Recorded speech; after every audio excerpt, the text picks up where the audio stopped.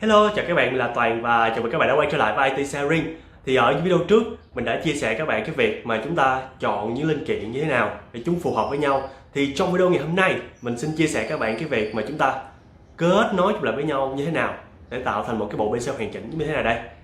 Ok, thì không làm mất nhiều thời gian các bạn nữa, chúng ta sẽ bắt đầu với chính video ngày hôm nay.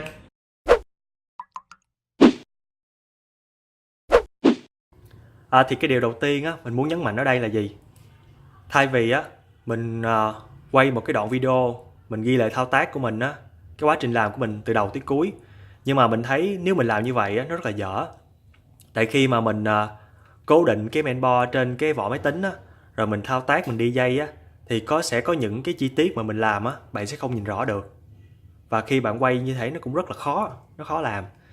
Do đó thì mình sẽ thay đổi một chút xíu, là bây giờ mình sẽ điểm qua những cái phần kết nối quan trọng trước, ví dụ như gắn RAM, rồi cấp nguồn cho main như thế nào đó. Mình sẽ nói chung là đầu tiên mình sẽ nói về những kết nối, mình sẽ đi dây cho các bạn nhìn một cách tổng thể nhất, các bạn hiểu đã. Ok chưa? Và bây giờ mình cũng như là mình xin nhắc lại luôn nha, ở đây mình làm như vậy, mình thao tác, mình kết nối những linh kiện này trước á, là để cho bạn hình dung một cách tổng quát thôi, chứ không phải á là cái thao tác mà mình lắp đặt PC á là mình kết nối dây trước, sau đó là mình bê nguyên cái bộ mình gắn vào cái vỏ máy. Cái đó là sai phương pháp, không ai làm như vậy cả. Cho bạn làm như vậy bạn cũng không có gắn được đâu. Mình xin nhắc lại cái vấn đề đó cho bạn hiểu là tại sao mình làm cái này trước tiên, là mình cho các bạn hiểu cái tổng quát đã. Đến lúc sau là mình cũng sẽ gỡ ra rồi mình sẽ kết nối từ những linh kiện lại với nhau thôi, chứ không ai làm như vậy cả. Thì đầu tiên nè, về cái vấn đề về CPU á, ở đây mình không có gắn, vì ở phía sau video mình sẽ gắn cho bạn xem. Vì CPU á, bạn hạn chế thao tác với nó nha. Ví dụ bạn gỡ vào á, trường hợp mà xui á, nó bị gãy cái chân main hoặc là bụi nó lọt vào đây á, thì nó sẽ hư, rất là phiền. Và không biết ở những cái chỗ khác nó bán như thế nào, đa phần những chỗ mình mua á, thì họ lúc mà mình mua main á, thì họ luôn nói mình câu như thế này: mình phải kiểm tra kỹ cái chân CPU này xem nó có bị gãy chân nào không. Nếu trường hợp mà mua về sử dụng á, mình làm gãy cái chân này á, người ta sẽ từ chối bảo hành cho mình. Thì mình không biết là ở địa phương các bạn ở thì cái cơ chế bảo hành như thế nào, còn ở chỗ mình đa phần những cửa hàng mình mua thì nó như vậy, nên các bạn lưu ý cái vấn đề đó. Thì cách mà lắp CPU cũng như là bảo kê tản nhiệt á, thì ở phía sau video mình sẽ làm chi tiết cụ thể hơn. Ở đây thì mình sẽ nói về RAM trước. Về RAM á, thì các bạn lưu ý nè, đa phần những cái mainboard bây giờ nó đều hỗ trợ cái công nghệ là Dual Channel, là sử dụng 2 kênh RAM để tăng được cái tốc độ của bộ nhớ trong lên. Và để khai thác được công nghệ đó thì bạn phải biết được trên cái mainboard của bạn nè, hai cái thanh RAM nào nó nằm ở hai cái kênh khác nhau, hay là hai cái channel khác nhau, thì bạn gắn ở hai cái kênh khác nhau đó thì bạn mới sử dụng được cái công nghệ là Dual Channel. Thì thông thường nha, ở đây mình nói là thông thường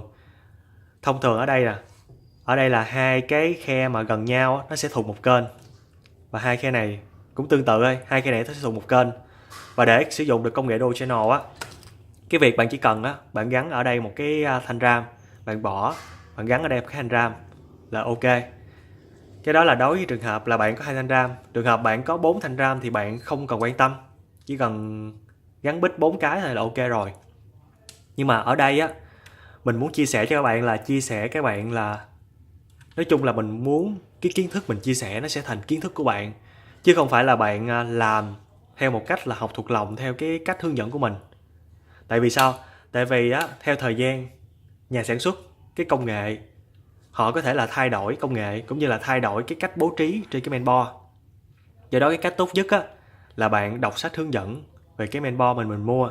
Ở trong sách hướng dẫn tuy là nó ghi tiếng Anh, nhưng mà bạn chịu khó bạn tìm hiểu thì nó cũng rất là dễ. Nói chung là nói chung là nó minh họa về hình ảnh không à. Bạn cái vốn tiếng Anh bạn không cần nhiều, bạn có thể xem mà cũng thể hiểu được cơ bản. Đó là cái vấn đề mình muốn chia sẻ ở đây. Ok, và tiếp theo nha, mình sẽ hướng dẫn cho bạn cách gắn RAM vào cái khe RAM. Thì đầu tiên á, ở đây bạn có thấy hai đầu nó có hai cái nút bật ở đây nè. Mình gọi là hai cái ghề bật đi. Nó bật như thế này.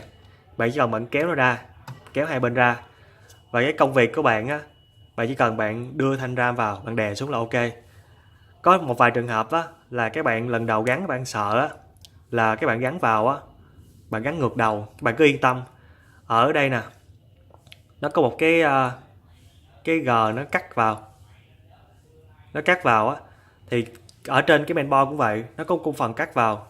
Khi đó các bạn gắn vào á, nếu bạn gắn mà ngược đầu á thì nó sẽ không vào. Ở đây mình ví dụ thử nè, mình gắn ngược đầu cho bạn xem.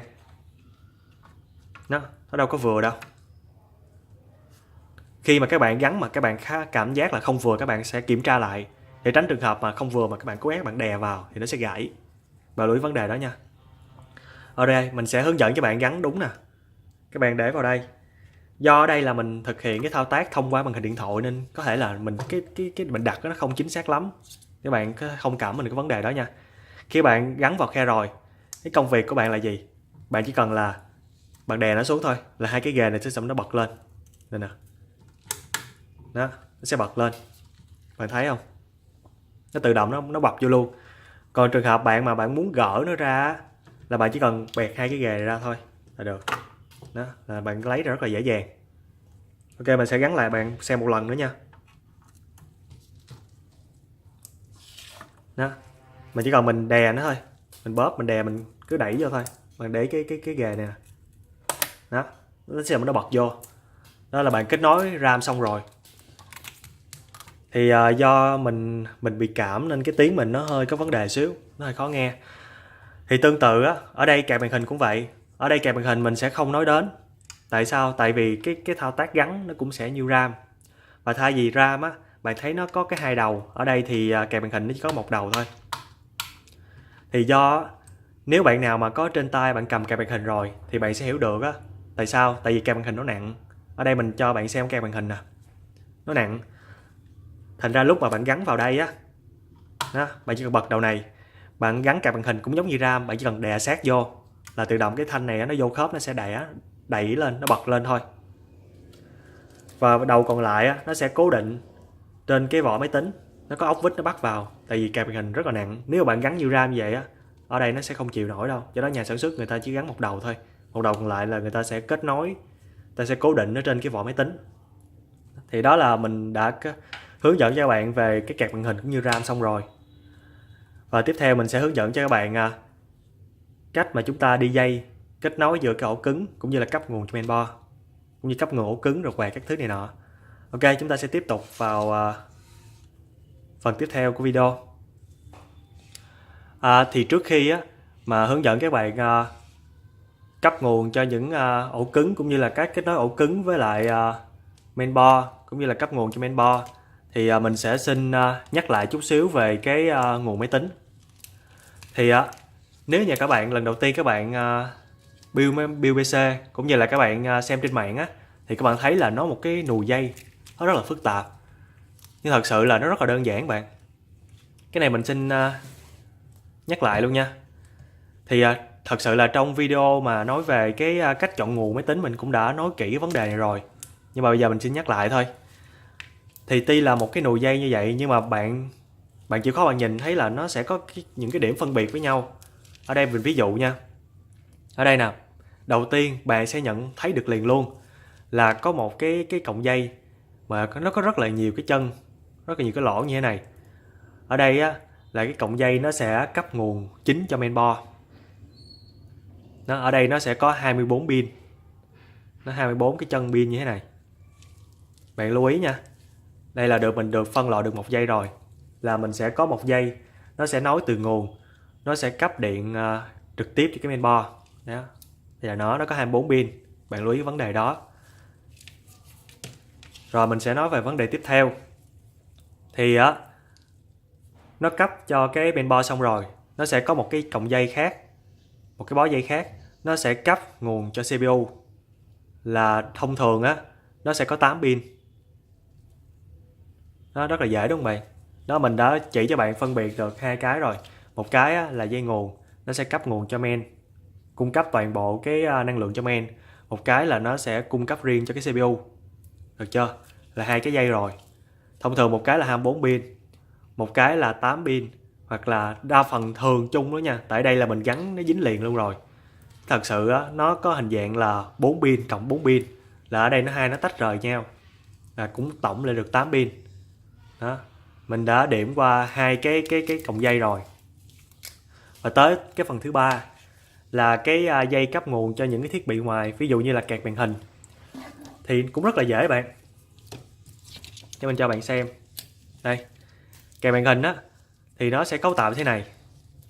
Nó cũng gộp lại, nó cũng sẽ được 8 pin. Cũng được 8 cái chân, cái lỗ như thế này.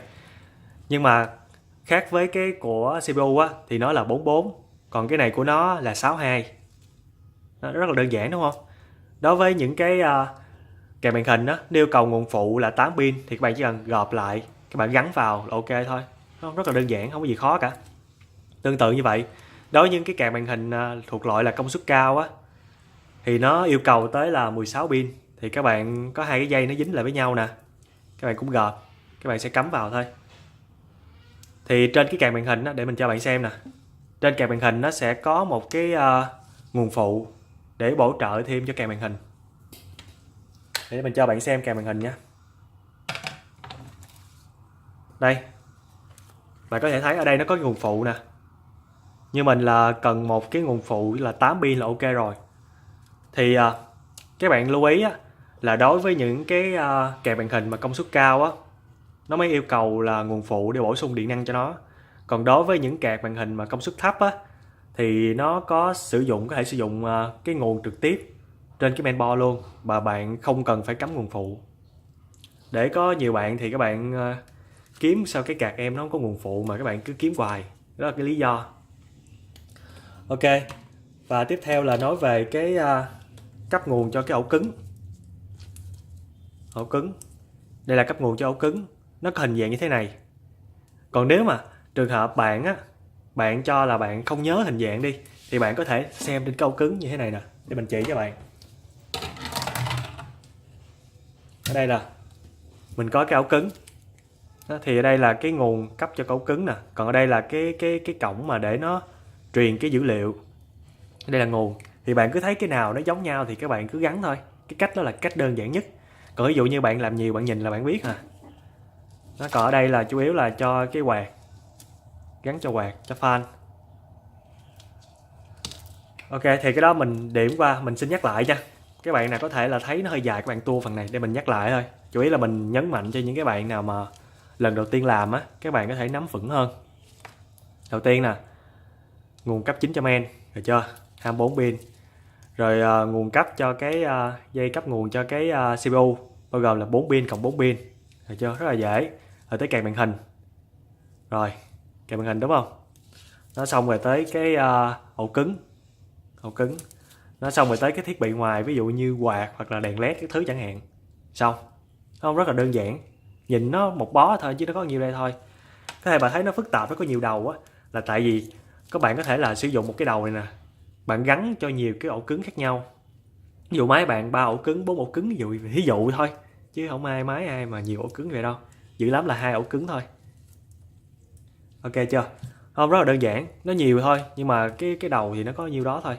Và bây giờ mình sẽ hướng dẫn cho các bạn cách mà chúng ta gắn kết nối những cái nguồn trên mainboard cũng như là trên cái ổ cứng. Mình đi tổng thể coi anh xem nó như thế nào. Ok, chúng ta sẽ đi tới phần tiếp theo.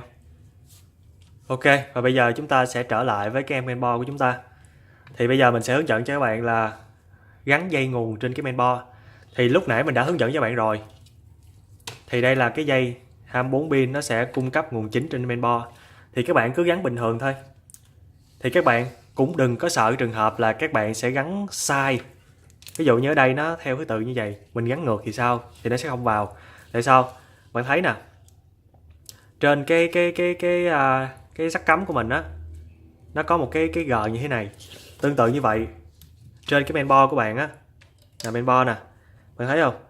Nó cũng có một cái G để nó cố định, nó bắt khớp lại với nhau. Trường hợp bạn gắn ngược thì nó sẽ không vào thôi. Nên các bạn cũng đừng có sợ gắn ngược đó. Các bạn cứ nhìn kỹ, quan sát, bạn gắn lại. Đây mình gắn luôn nha. Chúng ta gắn như vậy nó hơi dướng díu xíu. Các bạn cứ đè thôi, đè xuống. Đó, khi nào mà cái này nè nó bật xuống thì thôi ok. Nhìn nó hơi rối xíu đúng không bạn? Nhưng mà các bạn chịu khó xíu. Tiếp theo á, mình sẽ gắn trên cung cấp nguồn cho CPU. Thì thông thường á, mình thấy 100% 100 cái mainboard là hết 100 cái, là nguồn lúc nào nó cũng nằm ở đây, còn nguồn CPU lúc nào cũng nằm trên đây.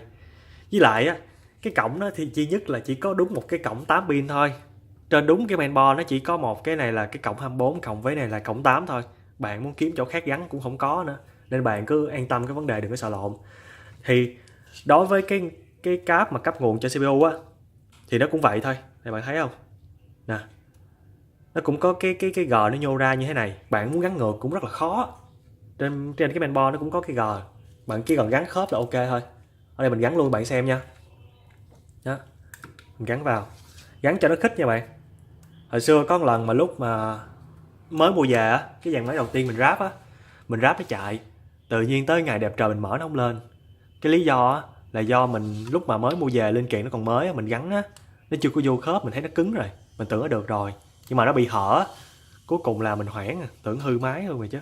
Nhà mình mở ra mình kiểm tra lại thì mình thấy là cái dây nguồn này nè, mình gắn nó chưa có khít lắm. Và các bạn lưu ý kiểm tra cho chính xác nha. Chứ khi mà các bạn gắn mà điện nó bị hở á, nó nhấp nháy có thể là ảnh hưởng tới cái linh kiện của bạn. Rồi chưa? Rất là đơn giản đúng không? Và bây giờ tiếp theo mình sẽ kết nối giữa cái ổ cứng và cái mainboard, cũng như là mình sẽ cấp nguồn cho ổ cứng. Đây là trên tay mình đang làm cái ổ cứng. Ở đây là cái ổ cứng là HDD nha. Tương tự cái SSD á, bạn cũng làm tương tự thôi, nó không khác gì nhiều đâu. Bây giờ mình sẽ gắn cung cấp nguồn điện cho ổ cứng để ổ cứng nó mới chạy được. Thì nãy giờ mình đã giới thiệu cho bạn rồi. Thì đây là cái cáp cấp nguồn cho cái ổ cứng. Bạn cũng đừng có sợ mà các bạn sẽ gắn ngược.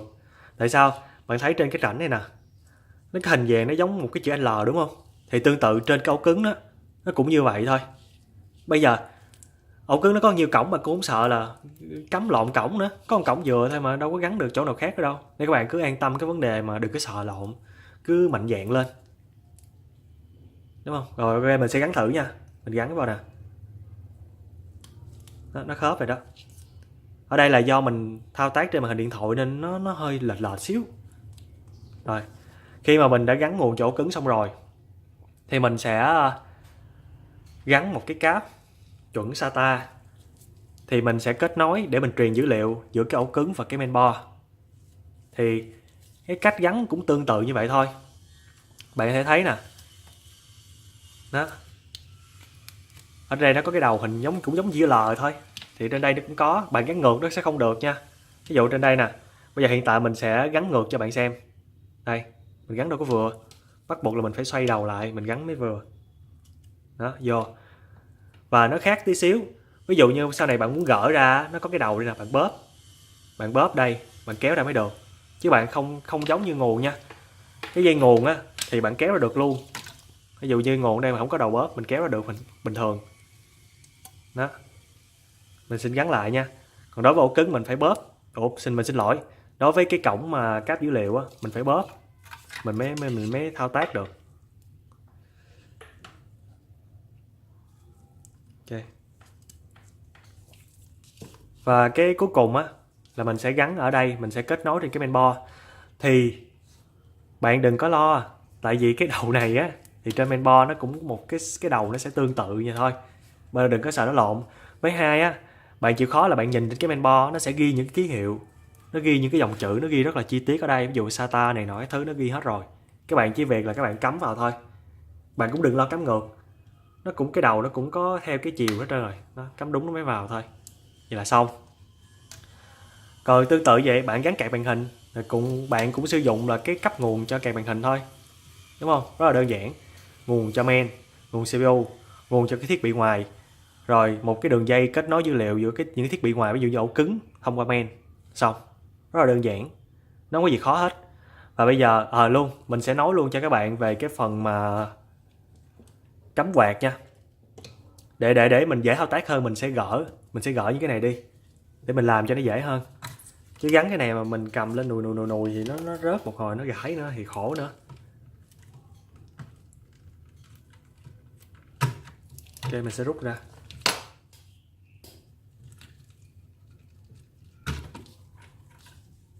Đây, trước mặt mình nó bị dướng cái điện thoại á, nên thành ra nó hơi khó xíu. Rồi mình sẽ nói về một vài cái cổng cắm trên đây.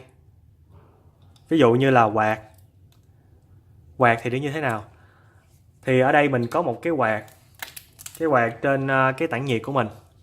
Thì cái đầu nó như thế này. Thì bạn chỉ cần cắm đúng vị trí trên cái mainboard là được. Mình ví dụ ở đây nè, nó sẽ ghi như thế này nè. Đây nè, CPU, đúng không? CPU fan 1. Thì bạn chỉ cần cắm đúng được là được rồi. Ở đây mình chỉ cho bạn xem nè, ví dụ như ở đây nè, nó có cái đầu nó sẽ cấu tạo như thế này, nó có hai cái ghìa, bạn thấy không? Nó hai cái G lên như thế này. Do đó là bạn không phải sợ là bạn sẽ cắm ngược chiều, bạn chỉ cần cắm đúng cái G là được. Ở đây bạn thấy trên mainboard không? Nó CPU fan 2 nè, nó cũng có cái G, bạn mà cắm ngược nó đâu có vào. Đây mình thử cắm ngược nè, nó cứng ngắc à, nó không có vào. Bạn phải cắm đúng chiều, bạn phải cắm đúng chiều như thế này đó, bạn thấy không? Mình sợ tối các bạn không thấy nữa nè. Nè cái G nè, nó khít lại với nhau. Nói chung là những cái xác cắm của bạn á, nó sẽ có những cái khớp hết, các bạn yên tâm, đừng có sợ cắm ngược đó, các bạn lưu ý cái vấn đề đó.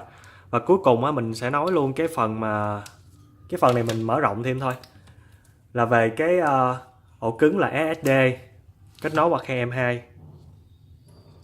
Thì cái khe M2 á, thì nãy mình nói luôn nha, cái ổ cứng nãy của mình là gắn, mình xin nhắc lại thôi, ổ cứng lúc nãy mình gắn là ổ cứng là HDD, cái cách kết nối cũng vậy. Rồi cái ổ cứng mà SSD mà thuộc chuẩn cái cáp SATA á, thì cái cách kết nối nó cũng y chang vậy thôi, chỉ có khác là cái M2 như thế này. Thì bạn á, thì để mua sử dụng á, thì cái mainboard của bạn nó phải hỗ trợ cái khe thẻ nhớ M2. Ở đây mình có hỗ trợ nè, thì cách gắn nó cũng khá là dễ thôi. Ok, thì tiếp theo mình sẽ hướng dẫn các bạn cách gắn cái thẻ nhớ SSD dạng M2 như thế này. Thì mình xin lỗi lúc nãy do mình quay trong thời gian dài á, máy mình nó tự out camera. Thì gắn nó rất là đơn giản bạn. Bạn thấy là trên cái chuẩn M2 nè, nó một cái khe thế này, thì tương tự cái mainboard của bạn á, nó cũng phải hỗ trợ cái gắn cái thẻ nhớ, gắn cái ổ cứng dạng này thì các bạn có thể gắn được. Nó cũng có một cái khe thế này. Bạn lưu ý nó nói chung là những thiết bị nó phải support cho nhau, bạn mua bạn mới gắn được. Bạn gắn là bạn chỉ cần mở con ốc trên đây thôi, mở lên rồi các bạn thao tác này, các bạn để cái này nè, hay bạn thấy cái ổ cứng không, bạn để như thế này. Ở đây là do mình nhìn qua cái điện thoại á, thành ra nó không có chính xác lắm. Bạn gắn vào, mình gắn sát vô nha bạn đó, như vậy nó mới đúng. Rồi có thể nó dãnh lên như thế này, thì bạn cứ việc là bạn đè xuống, xong rồi bạn cố định ốc lại thôi.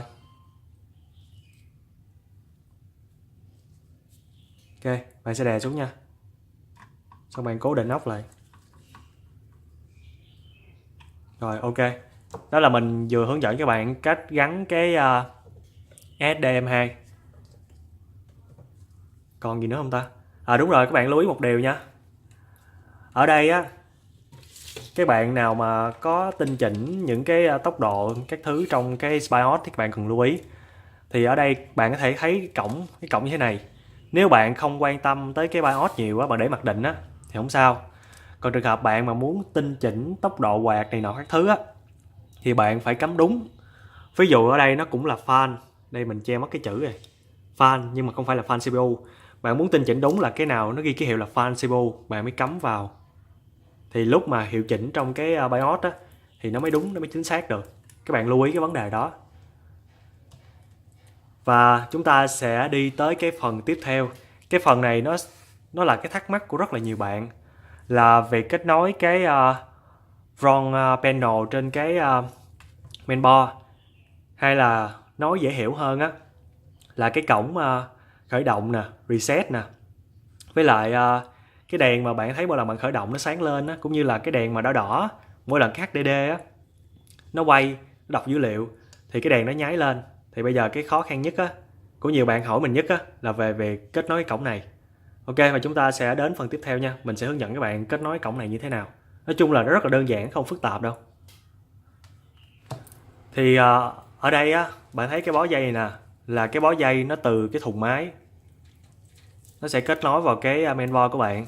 Thì ở đây là có cái cổng USB 3.0.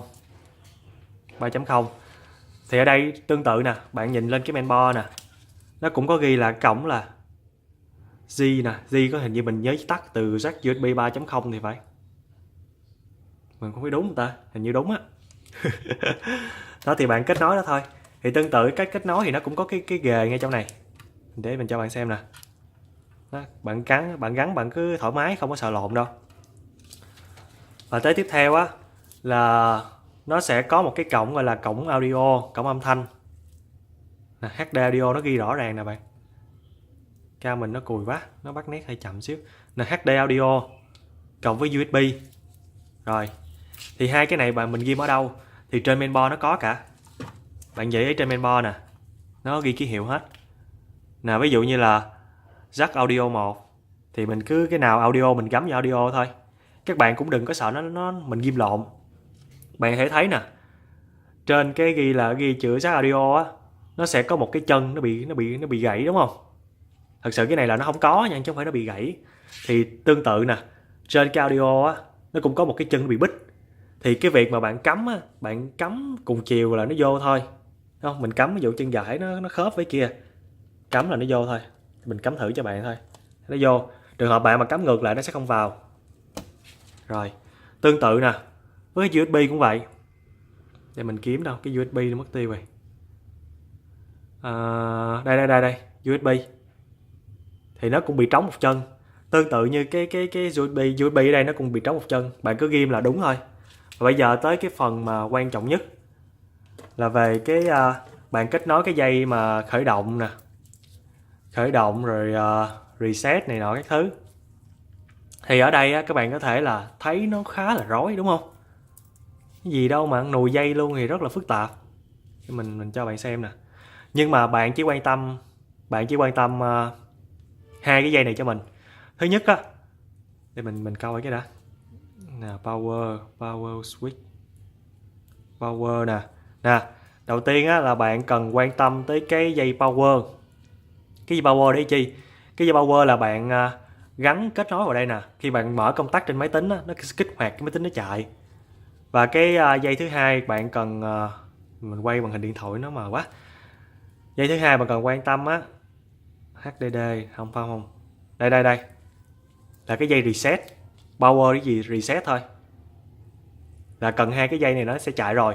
Còn những dây còn lại bạn muốn cắm cũng được, không cắm cũng không sao. Nó cũng không ảnh hưởng gì nhiều. Vì cái dây này thứ nhất á, ở đây là nó có ghi là HDD LED, là khi bạn cắm cái dây này vào á thì nó sẽ cháy những cái đèn lên thôi. Ví dụ như trường hợp đây là dây power nè. Và bạn lưu ý nha, đối với cái power switch nè cộng với cái reset nè thì bạn sẽ không cần phân biệt dấu cộng trừ. Tại vì cơ chế hoạt động của nó là chỉ có mồi điện nó sẽ kích hoạt toàn bộ những cái main này nó chạy thôi. Tương tự với cái reset cũng vậy. Nhưng đối với là cái đèn á, cái đèn led á thì bạn cần phân biệt cộng trừ thì nó mới chạy. Các bạn lưu ý vấn đề đó. Bây giờ mình sẽ hướng dẫn cho các bạn cắm luôn nè. Thì trên mainboard nè, trên mainboard nó sẽ ghi cái chữ là GFB1.